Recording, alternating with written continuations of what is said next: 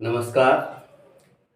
आज जिस विषय वस्तु पर बात करने जा रहे हैं वह है मापन, मेजरमेंट, मापन। वास्तव में संपूर्ण विश्व और इसके विविध तत्व अपने आप को मापन से पृथक नहीं कर सकते।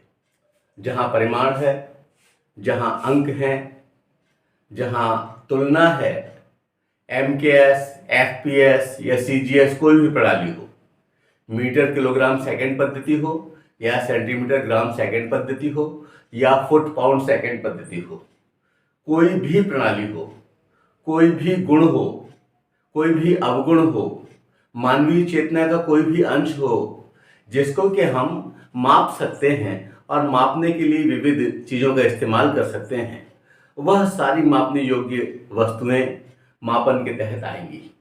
आयाम कोई सा भी हो, लेकिन मापन से उसे हम अछूता नहीं मान सकते।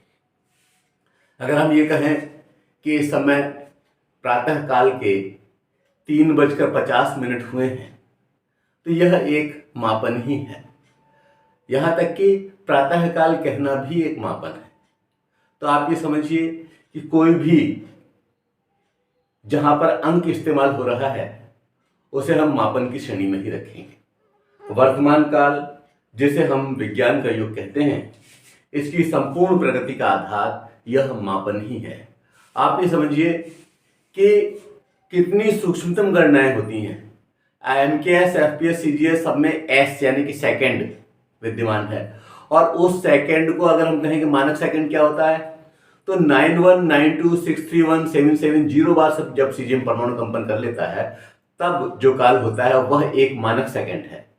और हमारे हिंदुस्तान की, भारत की धारणाएं तो पल और विपल की और भी अधिक जटिल है। तो आप ये समझिए मापन का एक बहुत पुराना दौर है और तब से लेकर आज तक मापन होता चला आ रहा है। आज की संपूर्ण भौतिक प्रगति का आधार यह मापन ही है। जन्म से मृत्यु तक हर आयु वर्ग में दूरी, गति, धन, नौकरी, व्यवसाय, विद्यालय में चलने वाले कालांश, अध्ययन, न्यादर्श, पॉपुलेशन जो हम लेते हैं, वह हर जगह मापन ही तो है। मापन हमारे साथ इस तरह से संलग्न है कि हम चाह कर भी इसे अलग नहीं कर सकते। पृथ्वी का परिभ्रमण हो, ये ज्यादा मीठा है, ये कम मीठा है, ये नमकीन है, ये ऋतु का परिवर्तन हो रहा है, सब कुछ मापन के तहत ही आएगा।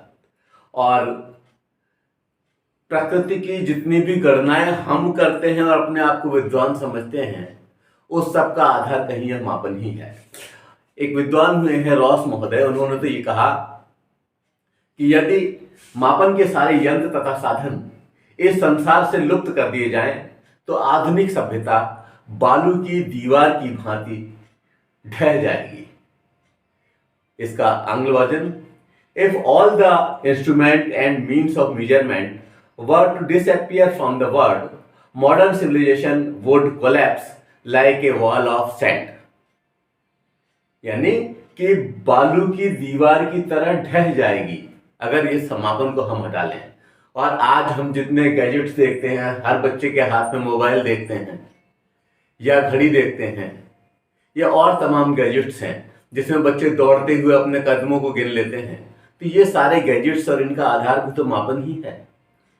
यह मापन एक पाठ्यक्रम में जो शामिल किया गया है आपके BEd, M.Ed और MA एजुकेशन वगैरह के, तो वहाँ पर मापन क्या है और उस शैक्षिक मापन से आशय क्या है, आइए थोड़ा सा विचार हम इस पर कर लेते हैं कि इसकी आशय व परिभाषा।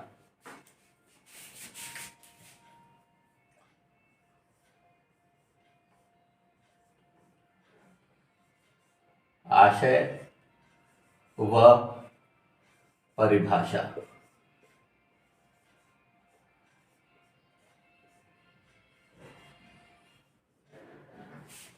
इसका क्या आशय है और इसकी क्या परिभाषा है, इसको हम प्रयास करते हैं शब्दों में बांधने का।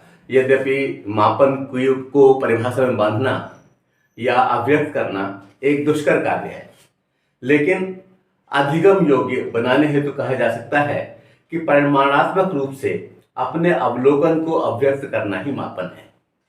यानी परिमाण के रूप में अपने आप को अभिव्यक्त करना ही मापन कहलाएगा, इसको कहा जा सकता है। वास्तव में मापन भौतिक पदार्थ की विशेषता या गुण को अंकात्मक मान प्रदान करता है। किसी व्यक्ति के गुण, बुद्धि, मानसिक स्तर या किसी भी तुलना हेतु महत्वपूर्ण कारक मापन ही है। एक विचारक हुए हैं एस स्टीवेंस। तो एस स्टीवेंस महोदय कहते हैं कि मापन किन्हीं स्वीकृत नियमों के अनुसार वस्तुओं को अंक प्रदान करने की प्रक्रिया है। इसका आंग्ल वर्जन कि measurement is the process of assigning numbers to objects according to certain agreed rules. यानी कि कुछ नियमों के तहत बंद करके जब हम किसको अंक प्रदान करते हैं और हर उस स्थिति में उसको उसी तरह के अंक प्रदान करेंगे, तो यह सारा का सारा मापन की श्रेणी में आएगा। इसमें जैसे मान लीजिए घड़ी है, तो इसमें 24 घंटे का जो काल बनाया गया है, एक एक घंटे की जो समयावधि बनाई गई है, एक एक घंटे में 60 मिनट का और एक एक मिनट में 60 सेकेंड का जो व्यवस्था की गई है, यह सारा एक निश्चित है, मानकानुरूप है। तो इस तरह से जब हम किसी को अंकन प्रदान करते हैं, अंक प्रदान करते हैं, तो वह मापन के तहत आता है। एक और बहुत प्रसिद्ध विचारक हुए हैं ब्रैडफील्ड व मॉर्डॉक। तो ये क्या कहते हैं, इन्होंने कहा कि मापन किसी घटना के विभिन्न आयामों को प्रतीक आवंटित करने की प्रक्रिया है। बहुत ध्यान देने की आवश्यकता है कि बहुत कठिन नहीं है, सरल है और सरल कर दिया है इन विचारकों ने। तो ब्रैडफील्ड और मॉर्डॉक के शब्दों को मैं आपके सामने रख रहा हूं कि मापन किसी घटना के विभिन्न आयामों को प्रतीक आवंटित करने की प्रक्रिया है, जिससे उस घटना की स्थिति का यथार्थ निर्धारण किया जा सके। इसका आंग्ल version, measurement is the process of assigning symbols to dimensions of a phenomenon in order to characterize the status of the phenomenon as precisely as possible। जितना संभव है उसके लिए कोई संकेत आवंटित कर दिया जाए तो वह मापन के तहत ही आएगा, ऐसा कहते हैं ब्रैडफील्ड एंड मॉर्डॉक। इसी क्रम में एक और विचारक को हम ले सकते हैं। उन विचारक का नाम है हेल्मस्टेडर। हेल्मस्टेडर महोदय ने बताया कि मापन को किसी व्यक्ति या पदार्थ में निहित विशेषताओं के आंकिक वर्णन की प्रक्रिया के रूप में परिभाषित किया गया है। आप भी समझिए, अब तक जो व्यवस्थाएं थी नापने, तौलने और समय को मापने की, उन सारी व्यवस्थाओं में मनोविज्ञान ने एक नया आयाम जोड़ दिया कि वह व्यक्ति के गुण का भी मापन करने लगा, शील का भी मापन करने लगा, किसी की दयालुता और क्रूरता भी मापी जाने लगी, किसी की भद्रता अभद्रता नापी जाने लगी और किसी का शर्मिलापन नापे जाने लगा। तो यह सब चीजें जो मापन के योग्य हो गई, इसमें अंकों का स्थान है और ये मापन एक ऐसा आधार बन गया जिससे कि हम इन मानवीय शील गुणों का भी अंकन करने लगे और उसके आधार पर मापन संभव हो पाया।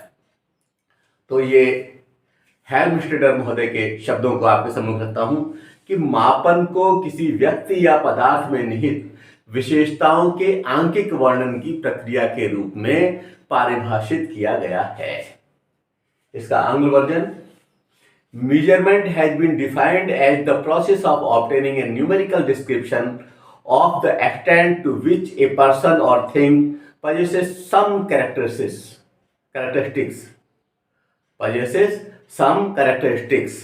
कहने का मतलब यह है कि जो उसकी मानवीय विशेषताएं हैं, जो उसकी मानवीय गुण हैं, उनको मापने के लिए जब हम उनको अंक प्रदान कर देते हैं तो उन अंकों के आधार पर उसका जो हम एक ऐसा लेखा जोखा तय कर लेते हैं जिससे कि कंपैरिजन भी संभव हो जाए, जिससे कि उसका प्रस्तुतिकरण संभव हो जाए, जिससे एक दूसरे को अधिगम कराना समझाना आसान हो जाए।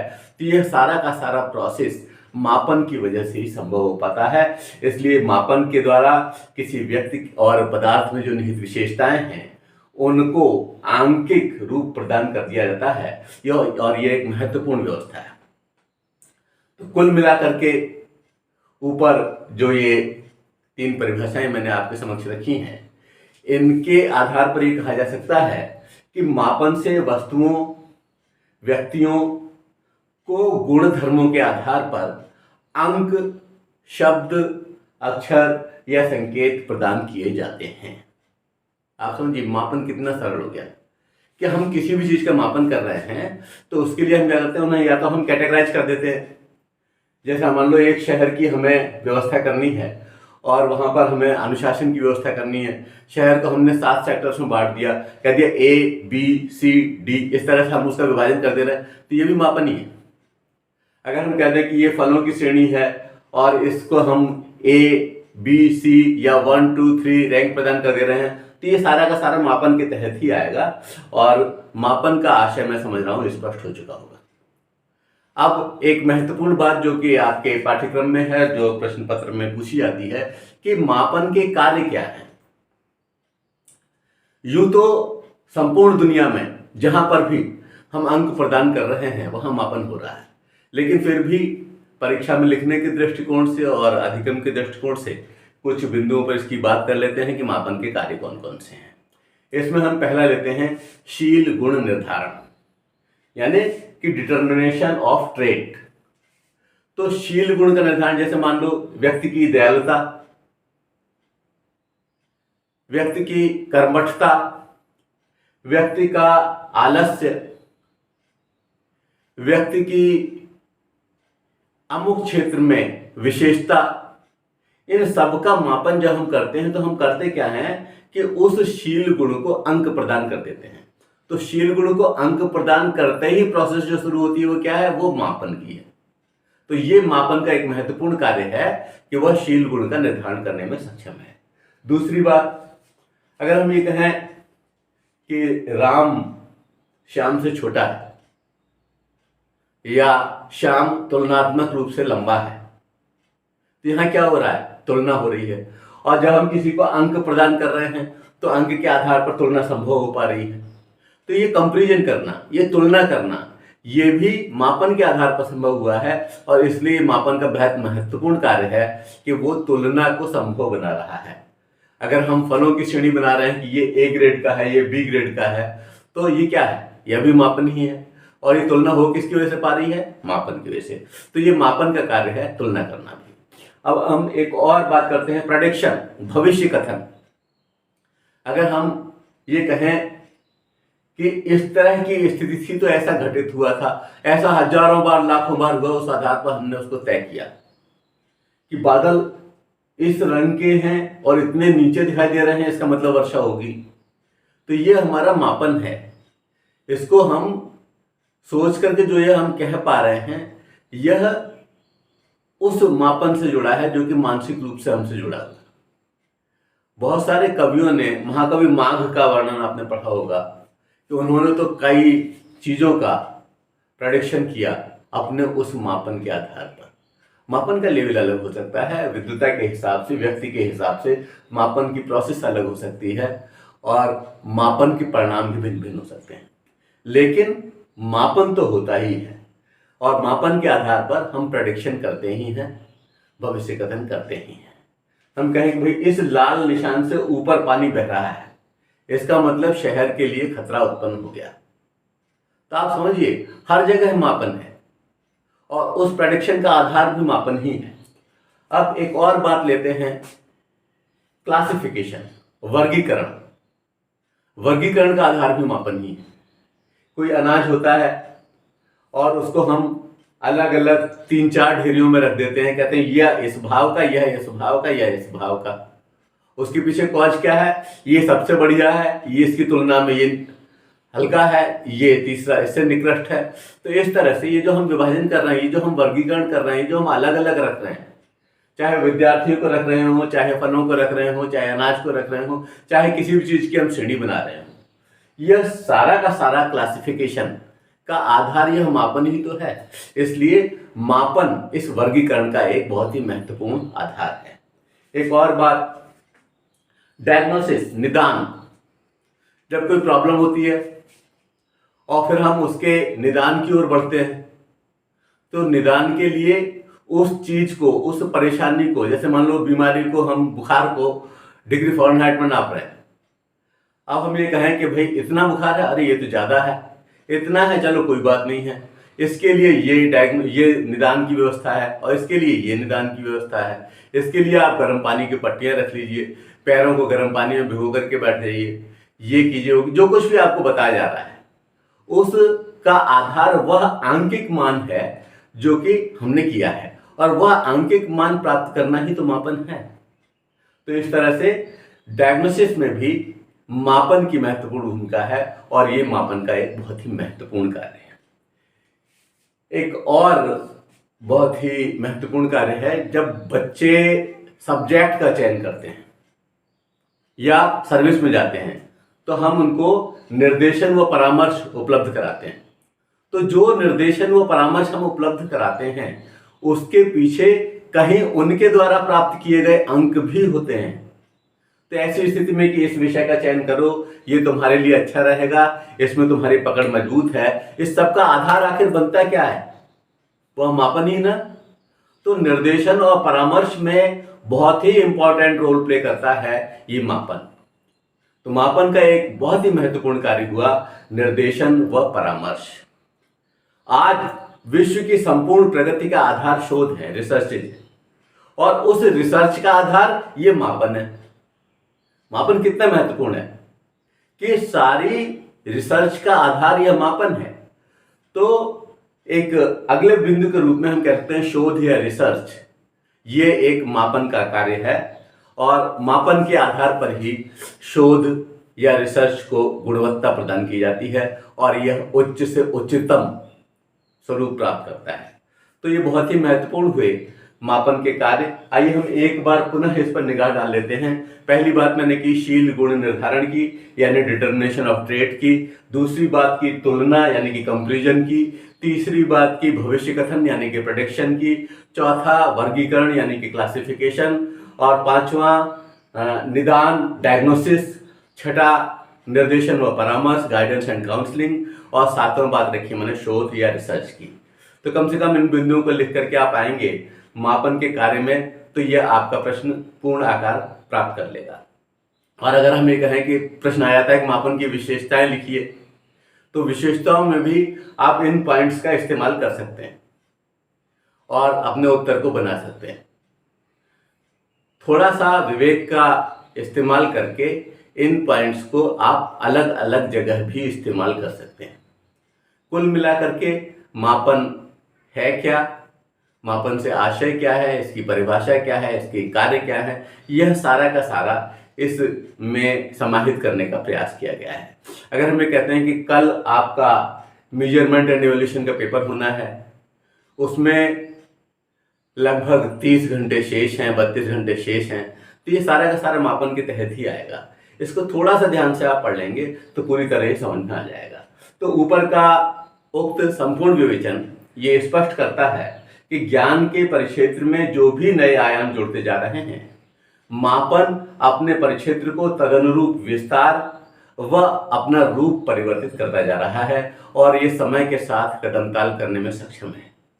इस तरह से विभिन्न क्रियाओं को, विभिन्न शील गुणों को, विभिन्न वस्तुओं को अंकन प्रदान करने की यह प्रोसेस अभी लंबे कालखंड तक चलती रहेगी और लंबे कालखंड तक यह मापन बहुत महत्वपूर्ण बना रहेगा। जो कुछ भी मैंने कहा है, अगर आप इसे PDF कॉपी के रूप में, लिखित रूप में प्राप्त करना चाहते हैं तो यह educationacharya.com पर भी उपलब्ध है। धन्यवाद। जय हिंद, जय भारत।